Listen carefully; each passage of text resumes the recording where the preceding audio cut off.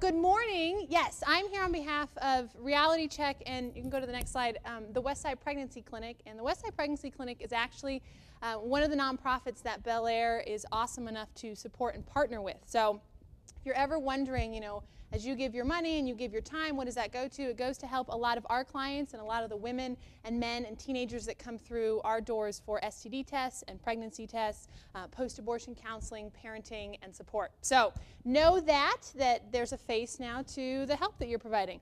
Now today we are going to talk a little bit about STDs, but we're also going to talk about emotionally what goes on when two people come together and have sex. Because you guys are at a great point right now. You're in junior high, yes? Are you awake? Good. This is just a test to make sure you're all paying attention and not mortified.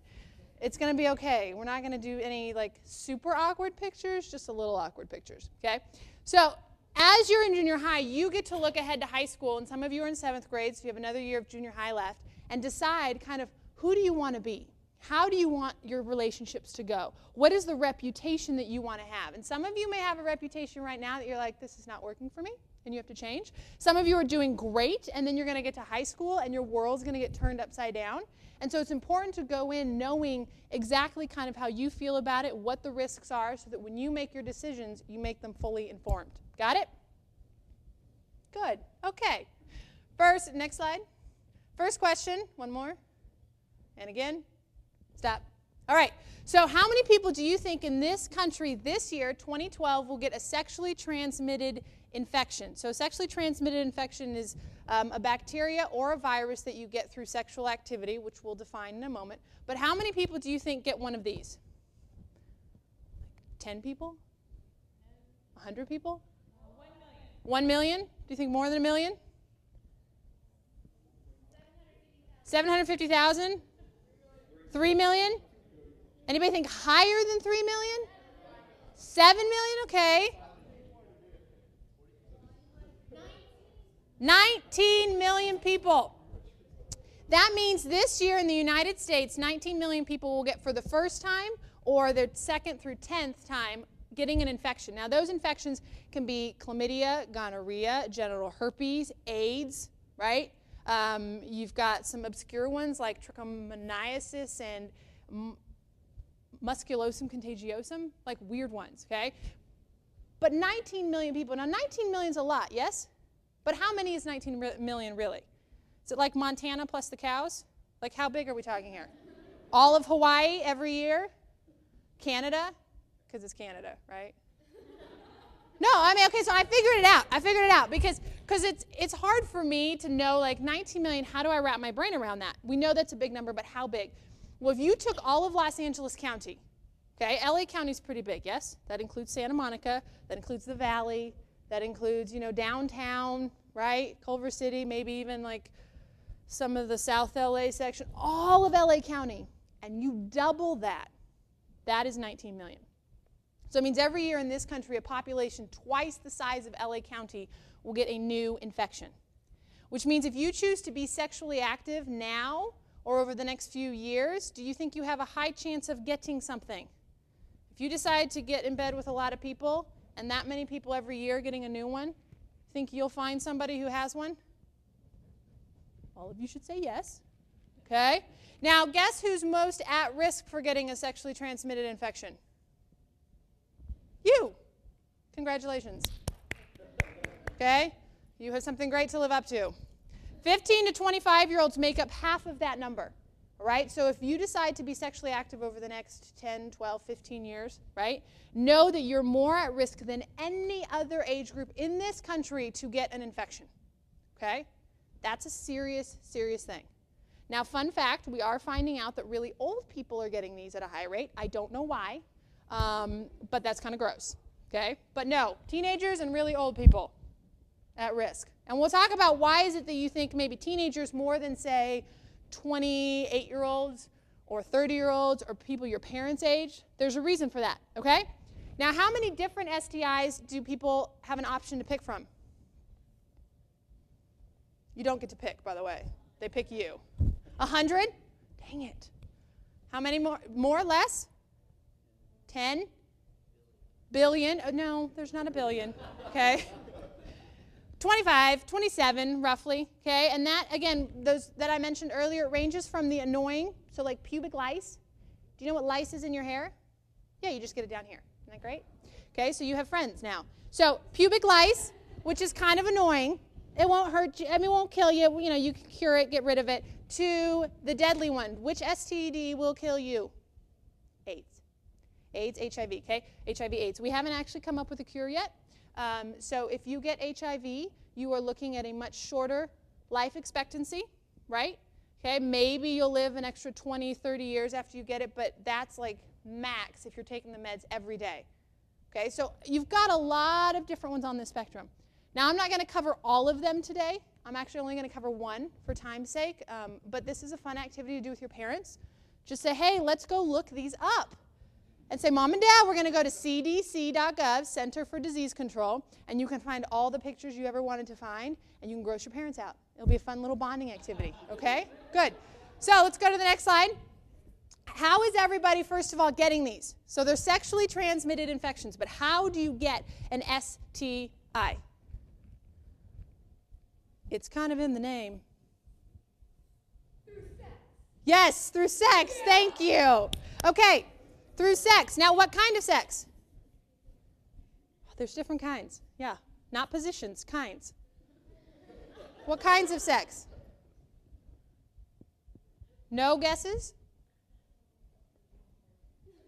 I forgot the name. I'm turning red. Oral sex? Yes? Sexual intercourse, which would be considered like also vaginal sex, right? Okay, so sexual intercourse, oral sex. Any others? Just kidding, they're up there now. Okay, just start mentioning, I was like, wow, you guys are brilliant. Okay, can you get one from sitting on a toilet? You sure? You can't. You can't. I mean, there's like a 0.0001% chance, so that if one of you actually does get one, you don't come back and yell at me. It's because you rubbed yourself all over that toilet seat, and it's not my fault, okay? So don't rub yourself all over a toilet seat and use toilet seat liners. But no, you cannot get one. Can you get one from sharing drinks? No, right? You can get other gross things, but you can't get a sexually transmitted infection, all right? Sometimes people think like, well, if I touch elbows. No, your elbows are clean, I hope, okay? So let's look at this list. I'm not going to go over all of these. Some of these are more important for where you're at now than others. If any of this, by the way, you have questions about, you're welcome to ask me. Your leaders are all really excited to answer your questions. Aren't you all leaders? Yep. And your parents would love to answer your questions. They just don't know it yet, okay?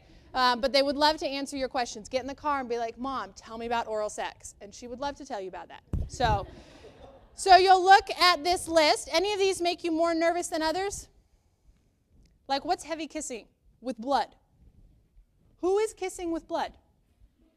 Okay, some of you may not have had your first kiss yet, but let me just tell you, if someone is bleeding, don't kiss them. If you start kissing so hard that you are bleeding, you're not doing it right. Okay?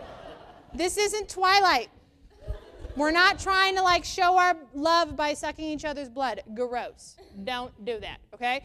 So heavy kissing if blood is exchanged. If someone has an open sore or a wound in their mouth, do you really want to go at that anyway? You're like, great, you have pus coming out of your face. Can't wait, okay? So before you decide to kiss anyone, just do a little mouth check, okay? If they have a sore, don't go there. Because syphilis can be in your mouth. Chlamydia and gonorrhea, which is a bacteria, can also be in your mouth or your throat, okay? So be aware of that. But kissing, heavy kissing, low risk. Genital skin-to-skin contact, what is that? Some of you know, I can see it on your face, you're just not going to say it. I'll say it. It's two naked bodies rubbing up against each other. Both have to be naked. One of you can't be naked and just rub up against people with clothes. That's weird, okay? Both people have to be naked, but they're actually not engaging in terms like sexual intercourse, okay? So there may not be fluids exchanged, right? Nothing's going inside of anything. It's just two naked bodies rubbing up against each other. And a lot of times we find that teenagers think, well, that's safe because I'm still holding on to my virginity, but we're just messing around and I'm not going to get anything. I can't get pregnant, so it's fine. Do you think you can still get a sexually transmitted infection? Very much so, okay? In fact, that's highly contagious STIs are highly contagious through genital skin-to-skin contact because all that these bacteria and viruses need is for one warm body to come in contact with another, and it sends a little colony, sends its own little Mayflower, and starts its new setup in another body, okay? So know that if you're thinking, down the road, you're like, well, it's fine, our clothes are just kind of coming off, you're still at risk for one of those 25 infections, right? Understood? Again, both of you have to be naked. It's not your thighs, it's your genitals, which would be your sexual private parts. I don't know what you call them in your house, but that's what I refer to them as. Okay, good. Oral sex. High risk or low risk? Why is it high risk? Are fluids being exchanged? Okay, oral sex, right? You've got saliva, you've got other fluids. Are you coming in contact with the skin on the genitals, which would be like the penis, the testicles, right? Yeah, I just said penis in church. Deal with it. All of you are going, oh my, God's going to strike her. No, he won't. I've done this before, okay? Yeah, because you're coming in contact again with that same skin, right? If there's the risk through genital skin-to-skin contact, there's absolutely the risk through oral sex. We're finding right now there's an STI called HPV, human papillomavirus, and we're finding that it is contributing to 60% of throat and neck cancers. It's beat out smoking as a higher cause of throat and neck cancer. So oral sex now puts you not just at risk for the regular infections on your genitals, but now potentially infections in your throat. Which again, we tend to think, you get to high school and you might hear people like, oh, so-and-so's doing this with so-and-so, and it's fine because no one's going to get pregnant, or they're still holding on to their virginity, and that's what's important. But are they still at risk for a sexually transmitted infection? Yes, okay? And then sexual intercourse, obviously we talked about vaginal sex. Now in any of these, that person does have to be infected, okay? It's not like two people get together who never have had a history of an infection, and because they're having sex outside of marriage, God goes, boom, syphilis. That's your problem. Or I'm just going to give you AIDS. Is that how it works? No. One of you has to have it. Now, are there consequences to doing it outside of the way God commands? Yeah, right? And that's one of the consequences, that you may get a sexually transmitted infection. But the way you know if somebody actually has it is, do you just look at them? Can you tell who has one? Do all the ugly people and dirty people who don't shower have infections, and all the clean, beautiful people don't? You guys are like, trick question. Beautiful people have infections. There's a girl on our team. She is gorgeous. She's a singer. She's an actress, and she has 2 STDs. She has HPV, and she has genital herpes. You would not ever know it looking at her, okay? So it's not enough to do the look test or just like, pull down your pants. Oh, you look good. Let's go. No, don't do that either, okay? So what do you think you need to do to make sure you know if someone has an infection? Yes, testing. I appreciate you raising your hand. I'm sorry. She's beating you to it every time. Okay, getting tested. That's where you come to a clinic like ours. You can go to your doctor. All right, they will test you. It's usually fairly painless. You pee in a cup. If you don't know how to do that, you can practice. But you pee in a cup. Don't actually do that. Your parents will be grossed out. And you're like, I just need to borrow this cup. Thanks. You pee in a cup, all right? And we can figure out what you've got, and we can figure out what that person has, because you deserve to know whether or not you are at risk. Even if you say, okay, you know what, I'm waiting until I get married, and you get to that day, and you have waited, so there's no risk on your part, but that person you're marrying has had a few other partners, do they still need to get tested, even if you both didn't have sex until you got married? Yes. Okay, when I got married about 1.5 years ago, I got married as a virgin. Like, the most I'd ever done was kiss a few guys, and there was no blood. None. Gross. So was there any risk? Could I tell my husband I'm clean? Yeah. I didn't sit on toilet seats without toilet seat liners either. Okay? Now, my husband, he had slept with a few other women before he married me. So was there potentially a risk? Did he have to get tested? Do you think that is a fun conversation to have? No. But we had to have it, okay? Because I know that my health, right, is more important than any awkward conversation that I want to avoid. And you need to respect yourself enough that you demand that these important conversations happen in relationships, right? Don't put off the awkward because you just don't want to have to deal with it and put yourself at risk for something that could be very serious. Agreed? Okay, so I'm going to show you one STI, and then we'll keep moving on. Next. Next. So genital herpes, the reason I brought up this one is because it's a virus, and viruses we cannot cure. So if you get genital herpes at 15, at 19, at 22, you will have it for the rest of your life. All right? We can treat the symptoms, but we cannot actually treat the virus. Now, we estimate that 1 out of every 6 people has genital herpes. So if we counted off every 6th person, would that be a few in this room? Yeah, right? So again, if you decide I'm going to have sex with a lot of different people, at some point you will probably encounter this. All right? And again, we don't have a way to cure it. Right? So it's important to be getting that person tested. How many times do people show symptoms? It's underlined. They do not. Again, that's why you can't just look at someone and be like, oh, you look fine, let's go. All right? Now this one has pictures. Ready? Go. Oh. How did that person get that on their lip? You can say it. I believe in you. Oral sex. Okay, that's what it will look like. Now, there is a distinction. Anybody ever gotten a cold sore? Okay, so cold sores, you guys are like, oh gosh, what is she going to tell me? Cold sores are herpes type 1. Genital herpes is herpes type 2.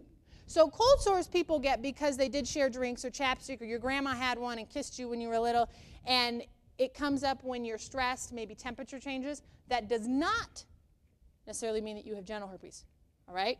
So don't freak out when your little sibling breaks out with a cold sore and be like, oh my goodness, I know what you've been doing. No. No. Because then you're going to have to actually explain to your 7-year-old little brother what oral sex is. Best of luck with that, okay? But if you have a cold sore and you give someone oral sex, do you think they can now get genital herpes? It becomes type 2? Yes. So you can have type 1 and have never done sexual activity, right? But if you have it and engage in sexual activity, it can become genital herpes. Does that make sense? But if you have a cold sore, don't panic. Don't be like, my parents gave me an STD. No, they didn't. Okay? I get that question a lot. You would know if you have one. You don't. Okay? So keep that in mind, all right? Again, anytime there's an open wound or an open sore, it's something to be aware of. Next. How many of you have seen this chart before? Yes. I love this chart. Okay, because this chart points out the idea of what is the risk that you're facing. As you're deciding whether or not you want to be in relationships with people, how sexually active you want to be, right? How far you want to go, you need to consider what is your risk. Okay? So on the left-hand side, you have all the different partners that you might have had. That'd be someone maybe you've had oral sex with, given or received, clothes came off, genital skin-to-skin contact, right? Vaginal sex, sexual intercourse. And let's say that you've had 4. There's 4 different people you've done stuff with, okay? Any of those things. And your 4th partner, they've also had, you guys are at the same number. Does that make sense? You're each other's number 4. Are you exposed to just 4 people? How many are you exposed to? 15. Do you get to ask those 15 people, like, did you have an infection? Did you know about it? Were you honest? Do you get to quiz them on whether or not they had any weird bumps or sores? Right? Because it'd be like if you and I have a friend who has chickenpox, and you go see our friend with the chickenpox, and then you come see me. Am I exposed to chickenpox now because of you? Yes. Did I go see our friend? No. But because you did, I'm now at risk. All right? So understand every time you decide to be with someone else, your risk goes up. And not just by 1, it doubles. Right? Now, this is just looking at the physical risk. Do you think there's an emotional impact of being sexually active with people? Next. Nope, keep going. Keep going. More. There we go. Okay. Yes, we'll come back to that other bit. How many of you have heard of these chemicals? These are the coolest. Okay, I'm about to like nerd out on you for a second, so bear with me. This is your little science lesson for the day. So your brain, which is wicked smart and designed like you would not believe, your brain releases these 2 chemicals. Gentlemen, you release both of them. Ladies, you actually only release oxytocin. And the purpose of these chemicals is to cause you to bond to people. Is that a good thing? Okay, how many of you have families? Good, none of you are living at home alone. That's important. Okay, So you have a family. Is it important to bond to your family, to feel some sort of connection? Have you ever seen people that don't really have a connection and that the family just seems a little stiff and awkward? Okay? There's a reason for that, because there's 4 different ways that this chemical gets released. And God designed you to form connections with people. You were meant to bond to different people in your life because we're meant to live in community. So the first 2 ways that this is released is exclusive to women. Next slide. First 2. Perfect. Obviously. Guys, do you give birth? No. I am concerned that you had to pause on that question. Gentlemen, you definitely cannot deliver children. They're just not going to come out of the end of your penis. That doesn't work. Sorry. You also do not breastfeed. Don't try it when your wife has a kid. Be like, let me see if I can do this. No. Like, don't try to do that song. Anything you can do, I can do better. Not this time. Okay? So the first 2 are exclusive to women. Now, why is it important for a woman to bond with her child?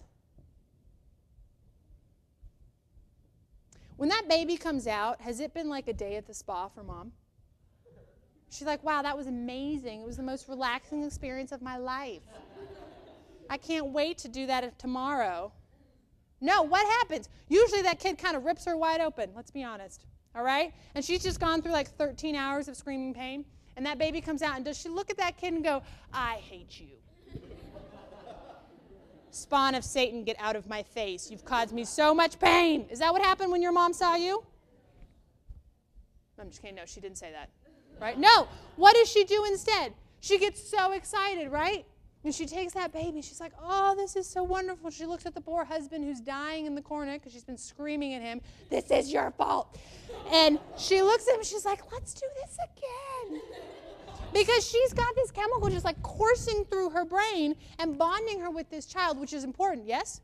Because after 3 months of her not sleeping and not showering and eating, maybe a couple times a day, does she get to look at that kid and be like, you know what, make yourself a sandwich. I'm taking a nap. If mom decided not to care for the baby, what would happen? Baby would die. And the relationship between a mother and child, whether that child is her biological child or her adopted child, that relationship is intense, right? There's something very strong about a mother-child relationship. And when we think about how strong that bond can be, keep that in mind as we go into the next 2 ways that oxytocin is released. Number 3, okay, step. Okay? So meaningful and intimate touch. This is where you bond with your family. This is why you hug your family. This is why, even though it grosses you out, your parents like to hug you and give you a kiss. Okay? Because they're forming bonds with you, because your brain is releasing these chemicals to connect you to that person. That's a good thing, right? In the right context. What if you start forming these bonds with different people who are then going to break up with you and leave your life? Could that cause some pain? Yeah. Because in the right context, it's a good thing to form bonds. But if you're forming bonds with people that aren't good for you, that aren't safe, that don't really care about you, they only care about what they can get, is that going to leave some damage? Absolutely.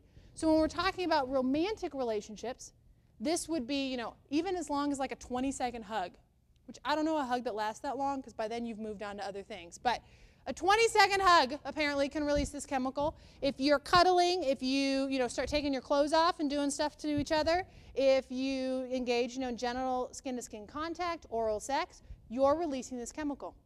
And this chemical is telling your brain, you can trust this person.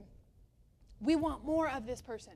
Because God designed you so that your brain would teach you when that was someone that you wanted to pour a relationship or have a relationship with and pour into, because you were doing all these things. But now you're doing it at 15, 14, 16, okay?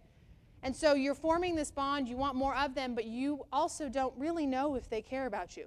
You're just kind of putting the cart before the horse. Does that make sense? Okay, so the 4th way that this is released, and it's all in its own category, is sexual intercourse. Because when you have full-on sex, your brain actually releases 5 times the amount of this chemical that it normally does. You are literally flooded with this stuff. Because God created you so that when you had sex with someone, boom, you formed a deep, strong bond. And that was who you became addicted to for the rest of your life. Cool, right? Or weird, however you want to look at it. Okay, but you were created to become addicted to one person for the rest of your life, which is a good thing, right? When you're married, You don't want to be married. Like, how not cool would it be right now if I was married to my husband? I'm like, you know what? That guy looks cuter. I'm going to go over there. Is that okay? Is that how marriage works? No. God designed it so that I will become addicted to my husband out of the 7 billion people in this world. He's my person. He's my penguin. Okay? Whatever Happy Feet is all about. Right? That's what we were created for. That's why sex is so intense. Okay? Because of that bond it forms. Do you think something can happen if you break that and then do it again with someone else and then break it and do it again and break it and do it again? Is that going to affect you? I have a very high-tech visual aid right here. Snazzy, isn't it? You guys don't even get it because you're all used to your iPads and iPhones. This is 2 pieces of paper glued together, okay? For those of you that are like, what is she going to, there's nothing exciting. Okay, so pretend that this is Jack and this is Jill. Went up a hill, okay? And Jack and Jill met in high school. And Jack's a year older than Jill. And they started dating. Jill was a sophomore, Jack was a junior, and they were the perfect couple. Like, he was head of the football team, but she was actually that, like, artsy indie girl, and they were really cute together. And you know, at 15, they know it's love. You don't. But it's love for them. And so they start having sex, right? And everything's going great, and they date a year and a half or so, and then Jack gets to the end of his senior year of high school. And Jack's going to New York for college. Is New York kind of far? Yeah, real far, right? So Jack's going to New York for college, and he decides, like, I don't know if I can keep up a relationship with Jill, right? There might be other girls there that I want to meet. How do I know that she's the one? So Jack breaks up with Jill. Mind you, Jill's a junior, okay? So she's still got high school left. Jill totally thought they were getting married. Oh, poor Jack. Just a little wrecked. Now, I don't know what these bits and pieces are. Maybe it's the fact that, like, she gave away her virginity to him.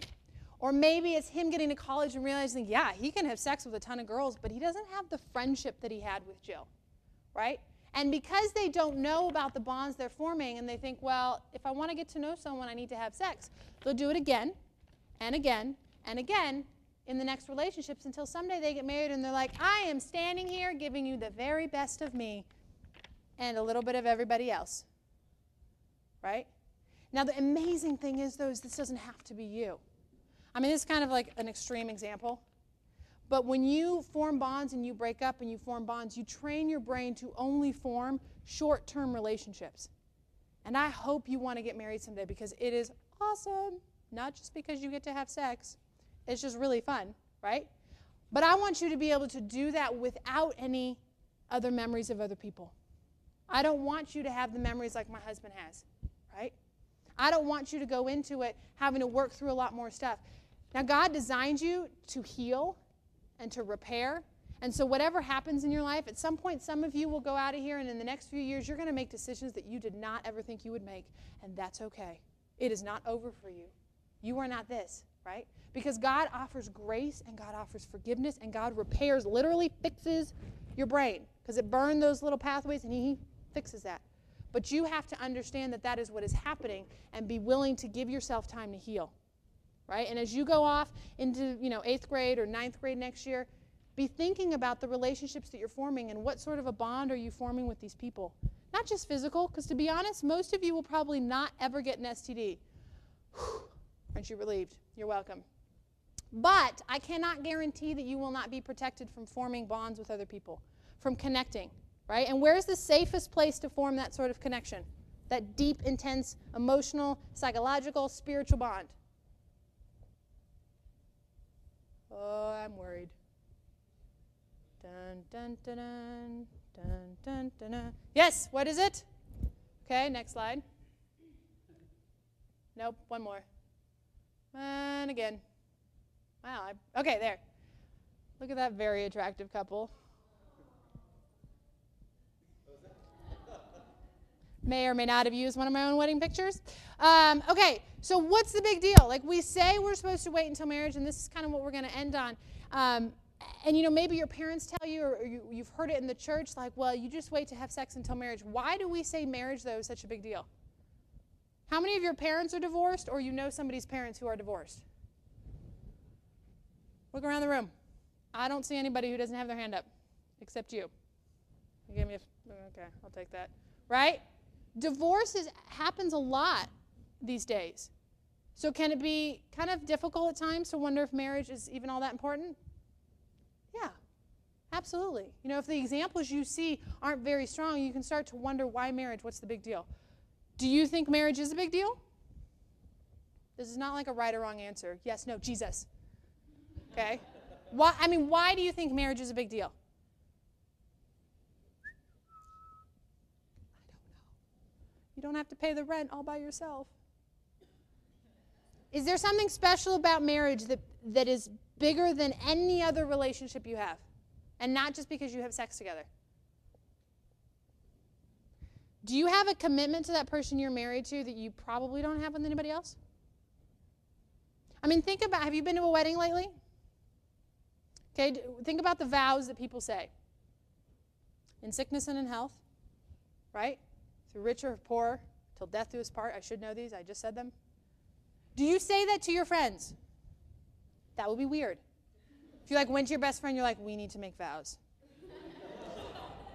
In sickness and in health, for richer or for poor, till death do us part, we will be friends. You'd be like, back off. We need boundaries, actually, okay? You only make those vows, those commitments to one person. And it is not a contract. It's not like you sign on this line, I sign on this line. As long as you keep your end of the deal, I will keep mine. See, marriage is something totally different than any other relationship you will have. Right? And marriage is the one place where you know that that person is committed to you for the rest of their life. Even if you gain 10 pounds, even if you look ugly tomorrow, even if sex isn't always great. I didn't marry my husband because he's very rich or because I think, well, someday he's going to be famous and I want to be his wife. No. I married him because of who I see him to be now and because I know that who God is making him to be, I want to be there for that. I married him because I know that he is going to love me better than anybody else in this world. Right? Marriage is something bigger and better than any other relationship. And the reason your leaders, the reason your parents, the reason God says to hold off until then to have sex is because they don't want you to experience the pain of an STD, to experience any regret, right? To experience the pain of a breakup. They want the best for you. And that is not a rule meant to rain on your parade. It is actually meant to provide freedom, right? For you to be in that context of a relationship where you know that person is there for you completely and that they are going to love you no matter what happens, right? And that God is in the middle pulling that all together and blessing that. So I don't know where you're at when it comes to sex. Maybe some of you are going, oh my goodness, I want to die right now. I can't believe she's been talking about this for 25 minutes. And the rest of you are going, oh, I've already done it. Well, probably not all the way, but you're thinking about whatever. I don't know where you're at, but you have to decide, right? And I would encourage you to talk it over with your parents. Really. I mean it. Talk it with your parents. Talk it with your leaders, right? Dialogue about this. Make some decisions over the next few years about what you want out of your relationships, what sort of boundaries you're willing to put in place, why it's important for you to be waiting, and then be willing to put the hard work in to protect your body and your heart, right? Because you deserve the absolute best. And sex can be amazing, and sex can also be incredibly painful and damaging. And I want you to have the best sex ever. You're welcome.